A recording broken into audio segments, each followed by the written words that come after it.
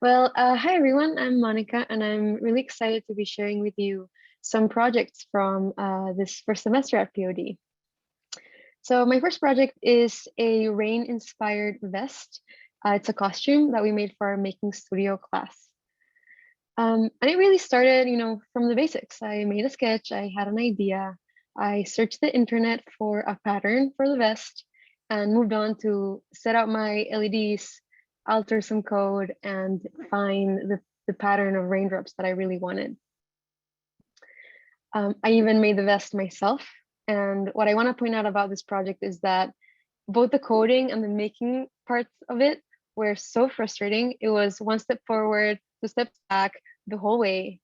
But at the very end, when the code finally works and you're literally just sewing the last pieces of thread in and it fits, it's the most wonderful feeling in the world. At the very end of it, we got to celebrate by marching with our class in the New York City Halloween parade.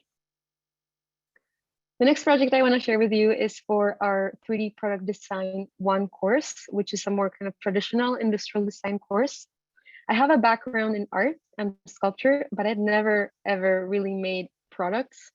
So this is my design, my idea. It's a scan a bug handheld home product that helps you find bugs wherever they're hiding in your house. And it started actually with something more familiar to me, which is sculpture. The photo all the way on the left is a sculptural form that uses volumes, planes, and lines. And we took this form and thought about how might the body interact with it. We iterated using kind of that knowledge and those sketches and moved on to add buttons and materials and thinking about ergonomics and does these pieces actually fit together? Is it too heavy? If I lift it up, will it break? So really learning by doing and refining by sketching. So this was all very difficult for me because I'd drawn a lot, but never like this.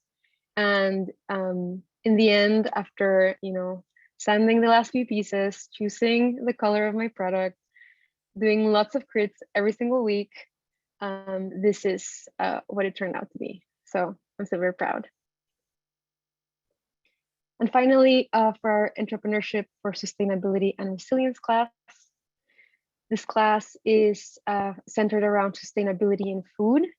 And I found this graph, which really kind of shook me, because what it says is by 2050, we need 56% more food, but we need that without using any more land and while lowering emissions. So sounds kind of impossible. But it turns out that some of this alternative technology already exists and is very simple. For example, edible insects. The practice of eating insects is called entomophagy, and I kind of completely stumbled upon this. What I learned is that edible insects are actually very, very sustainable. It pretty much checks off all the boxes of what we need for alternative and sustainable food. So I mapped it out and learned that it's actually a growing market. But Westerners are disgusted by bugs. So that's a huge hurdle in the growth of this market, and its potential to help prevent food shortages could be hindered by this disgust issue. So I began thinking, how do we approach it? I thought about foods that were considered maybe not so appealing in the past by Westerners, like kale and sushi, and did more research. Learned that something counterintuitive, but telling people to eat insects for the sake of the planet won't convince a stomach that has already said no. Instead, it's the repeated positive exposure to edible insects that can raise awareness and could encourage consumption. And this is what I really wanted to hold on to. We should make this fun. Let's not greenwash it, even if it's not greenwashed. Fun is better. So I thought about moments of fun like food festivals, media. Turns out celebrities are already endorsing edible insects, and also music. So this is my solution. It's EntoFest, and it's a positive encounter with edible insects in a lively environment. It merges food, music, and press to really make a buzz and have kind of invite people to come in and try insects.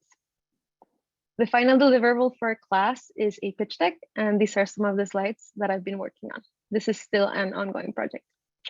And that's it. Thank you so much.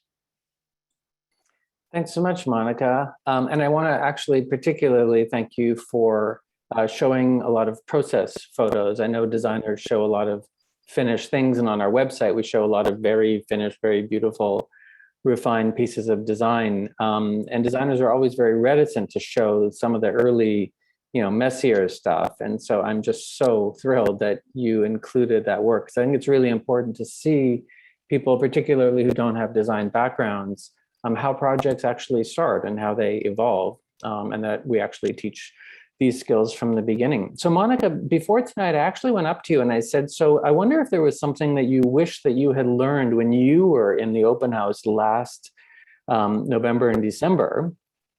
And you actually had a great answer for me, which was I actually wanted to learn a little bit more about what it was like to be there. I understood a lot from the open house and the websites about the curriculum and teachers and everything that was offered. But what was it like to actually live in New York City and go to school? So maybe you can share a little bit about that with our visitors tonight. Totally. Yeah. Well, I think the people, really the students of the program, is everything I had dreamed of, because I know community is super important. And even though we're making work all the time, I don't think I do New York as much right now because I'm doing school. I'm doing school with people who are incredible and they bring the world with them. Our cohort is so diverse. It's so exciting. We sometimes go out and kind of eat food from a place that is the background of someone else. So they tell us about, no, this is the way you pronounce it. No, don't eat it with that sauce. And this is completely Americanized or whatever. And I think that's a new type of New York that I haven't had a chance to have before. And it's New York through people, not New York through going to events or New York through going to museums. And it's been really wonderful. Oh, this is so nice to hear. Thanks so much for sharing all this, Monica.